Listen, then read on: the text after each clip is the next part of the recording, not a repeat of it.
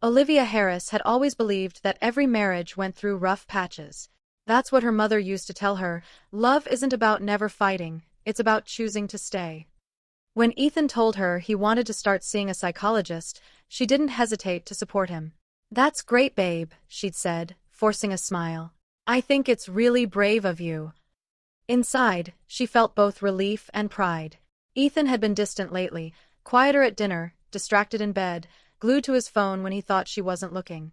Maybe therapy could help them both. The first time he mentioned the therapist's name, Dr. Marissa Cole, Olivia didn't think twice. The name sounded professional, trustworthy even. But then the little things began.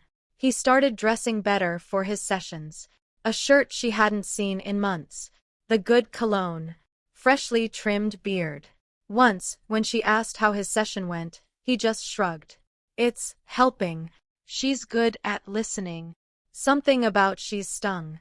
That night, while Ethan showered, Olivia found a folded business card in his jacket pocket. Marissa Cole, M.A., Psychological Counseling, Downtown Seattle. Her chest tightened. She ran her fingers across the embossed gold lettering.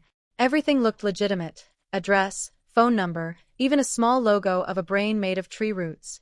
Still, something about it felt too elegant, too perfect. When Ethan stepped out of the shower, towel slung around his waist, she asked lightly, "So, what's your therapist like?" He looked up, surprised. Oh, she's fine. Just young. But smart. Young." Olivia raised an eyebrow. "How young?" "I don't know. Early 30s, maybe." That night, she lay awake, staring at the ceiling. She told herself she was being paranoid, that she trusted her husband. But a voice in her head whispered, "Then why do you feel like you're losing him?" Weeks passed, and Ethan's sessions became more frequent. He said he needed extra appointments because the therapy was really helping. But Olivia noticed he wasn't getting better. If anything, he was becoming more detached. He no longer kissed her goodbye in the mornings. He'd stop replying to her texts for hours, then come home with vague excuses, "Traffic was awful," or "We went over time." And when she reached out for him at night, he'd roll over and mumble something about being exhausted. The marriage felt like a ghost of what it used to be. Rachel, her best friend, noticed it first. "You look drained," Rachel said one afternoon over coffee. "You sure this therapist isn't just giving him excuses to avoid you?" Olivia laughed it off. "Don't be ridiculous. He's trying to get help." Rachel sipped her latte. "Maybe. Or maybe he's hiding something." The idea lingered longer than Olivia wanted to admit. That weekend, she decided to surprise Ethan. She planned a quiet dinner, his favorite pasta, a bottle of wine, soft music. But when he came home and saw the table set, his expression wasn't joy. It was guilt. "Liv, I told you I had a late session tonight," he said, loosening his tie. "Oh, right," she murmured. "I must have forgotten." He didn't eat much, just stared at his phone. Once, he smiled faintly at a text, and Olivia felt her stomach drop. That night, when he fell asleep, she opened his phone. But it was locked with Face ID. He'd never done that before. 2 weeks later, Olivia called the clinic. "Dr. Marissa Cole's office. Good morning," a cheerful voice answered. "Yes, hi," Olivia said, forcing calm. "My husband, Ethan Harris, is a patient of Dr. Cole's. I wanted to confirm his next appointment time." A pause. Then, "I'm sorry, ma'am, we don't have a patient by that name." Her grip on the phone tightened. "Are you sure? Ethan Harris. He's been seeing her for almost 2 months." "Ma'am, we don't have a Dr. Marissa Cole working here either." Cold swept through her body. She thanked the woman and hung up, her heart pounding. That night, she sat in the car long after Ethan left for his session. Her hands trembled on the steering wheel. She shouldn't be doing this, but she couldn't sit at home pretending anymore. She followed his car at a distance. He didn't go to a clinic. He didn't even go downtown. He pulled into a private apartment building near the waterfront. A place with no sign, no clinic entrance, just glass doors and a security keypad. Olivia parked across the street, watching him get out. He checked his reflection in the window, smiled, and went inside. An hour passed. Then 2. When he finally emerged, he wasn't the man she knew. His face looked lighter, happier, like he'd been touched by something she couldn't give. He stopped under the streetlight, texting someone. He smiled again. Olivia bit her lip so hard it bled. He's cheating on me. But she still didn't know with who, or how deep the lie went. Olivia didn't sleep that night. She sat on the edge of their bed, staring at Ethan's sleeping face. His phone buzzed once on the nightstand. A message preview flashed for a second before disappearing. Marissa, same time next week? Her heart stopped. She took a shaky breath, memorized the number, and forwarded it to Rachel in the morning. An hour later, Rachel called. Liv, that number's not a clinic line. I checked. It's registered to some private service, like a wellness company, but get this, no business license. That's when Olivia knew she needed proof. She hired Detective Scott Lawson, a friend of Rachel's husband. He didn't ask many questions, just took notes while she told him everything. 2 days later, he called back. Mrs. Harris, I found her. Her pulse quickened. You did. Marissa Cole, real name's not even Cole. She's not a therapist. She's an escort. Private. High-end. Works with wealthy clients under confidentiality contracts. Olivia went silent. Would you like photos? He asked gently. She hesitated. Yes. That evening, a small envelope slid under her door. Inside were printed photos, Ethan entering the same waterfront apartment, his hand brushing Marissa's waist. In one shot, they were laughing. In another, kissing. Olivia dropped the photos on the floor, trembling. Everything she believed in, every word, every kiss, every I love you, turned to ashes. She confronted him 3 nights later. He walked in whistling, tossing his keys on the counter. She waited until he poured himself a drink. So, she said quietly, how was your therapy tonight? He froze, glass halfway to his lips. It was fine. Oh. Did Dr. Marissa Cole help you again? His eyes snapped up. What are you talking about? She held up the photos. This. The color drained from his face. Where did you? Who is she, Ethan? Olivia's voice cracked. Don't you dare tell me she's your therapist. He opened his mouth, closed it, then sighed. Liv. I didn't mean for it to go this far. That's not an answer. He slammed his glass down. Fine. She's not a therapist. But she understands me, okay? She listens. Olivia laughed bitterly. You paid her to listen. It's not like that. Then how is it? Because I'm dying to understand how you seeing an escort makes sense. Tears streamed down her cheeks, but she didn't stop. Was I not enough? After everything I gave you. Ethan ran a hand through his hair. I was lost, Liv. She made me feel alive again. The silence that followed was worse than any scream. Olivia picked up her car keys. You don't get to use pain as an excuse for betrayal. She left before he could answer, and for the first time in her life, she didn't look back. The house felt hollow without Ethan. Olivia didn't cry right away. She sat on the edge of the bed for hours, staring at the photos, the ones that had burned her reality to the ground. Then, slowly, the numbness cracked. Tears came in waves. Anger, grief, humiliation, all tangled together. When Rachel showed up the next morning, Olivia was still in her pajamas, eyes swollen, hair unbrushed. Oh, Liv, Rachel whispered, wrapping her arms around her. You don't deserve this. Olivia's voice was flat. I don't even know who he is anymore. They sat at the kitchen table surrounded by silence, save for the hum of the refrigerator. Rachel finally said, You need to get out of here. Breathe. Go stay with me for a while. But Olivia shook her head. This is my home. I'm not running. That night, she walked through every room, touching memories. The photo of their wedding in Hawaii, the couch they'd picked together, the mug that still said world's best husband.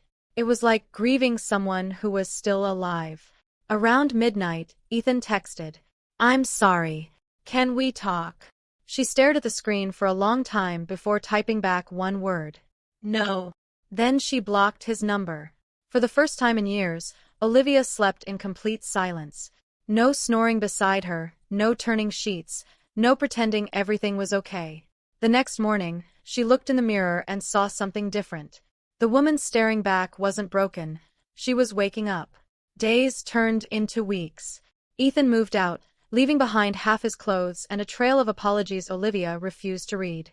Rachel helped her contact a divorce lawyer, but Olivia hesitated to sign anything yet. "I just need to understand why," she said one evening. So she called Detective Lawson again. "Can you tell me how long it was going on?"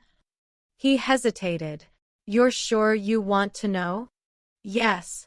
He exhaled softly. "Almost 2 years." Olivia gripped the phone. 2 years. That's when he first started seeing her under a fake therapy listing. She's clever. She targets men with midlife anxiety or marital problems. Olivia swallowed hard. And he fell for it. When she hung up, she sat in silence for a long time. All those moments, his late nights, the work stress, the mood swings, it all clicked into place like a cruel puzzle. He hadn't been broken and seeking help. He'd been escaping her, paying for validation, not therapy. That realization didn't destroy her. It hardened her. She opened her laptop, looked at a blank document, and started writing. At first, it was just venting, rage, heartbreak, betrayal. But then, words began to take shape. Her story. She didn't know why she was doing it. Maybe because telling the truth was the only power she had left. She titled it, "The Lie That Broke Me." 3 weeks later, Ethan showed up at her doorstep. He looked like he hadn't slept in days. His eyes were bloodshot, and his voice cracked when he said her name. "Liv, please. Just hear me out." She crossed her arms.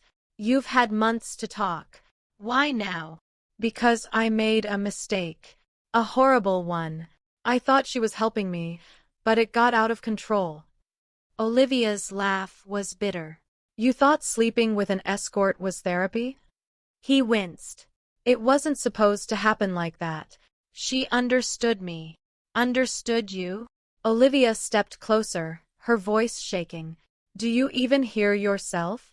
"She understood your wallet, Ethan. Not you." He flinched, but she didn't stop. "I was here every night trying to hold us together, while you were out buying affection. You turned our marriage into a transaction." Tears welled in his eyes. "I hate myself for it." "Good," she said coldly. "Because I spent months hating myself, wondering what I did wrong."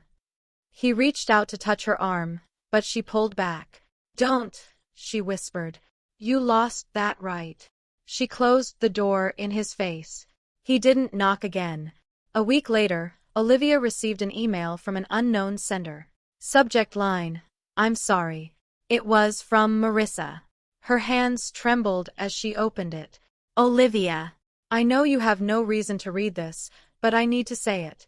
Ethan was not the first man I hurt, and probably not the last. But you're the first wife I ever thought about. I never meant to destroy your life. For what it's worth, he really did love you.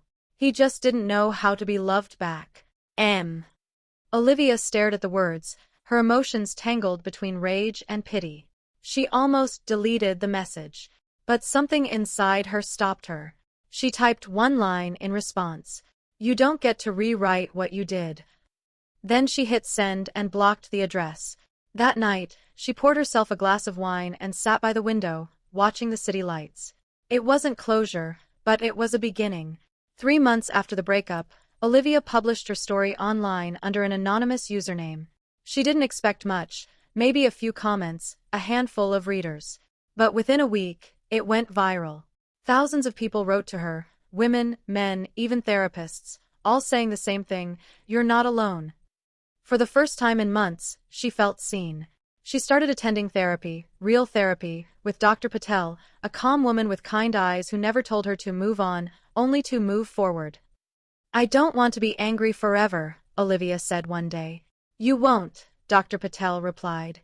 "Anger is proof you cared." That night, Olivia stood on her balcony, breathing in the cold Seattle air. She wasn't healed, not yet, but she was finally free. Ethan's shadow no longer filled her home. His scent had faded from the sheets. His toothbrush was gone. All that was left was Olivia, and the woman she was becoming. Ethan's downfall came quietly. A month after Olivia's story went viral, Rachel sent her a link. "Have you seen this?" It was a local news article.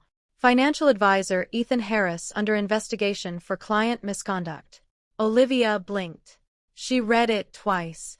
Apparently, one of his wealthy clients had discovered personal expenses billed under company accounts, including payments to consulting services that led straight to Marissa's fake therapy business.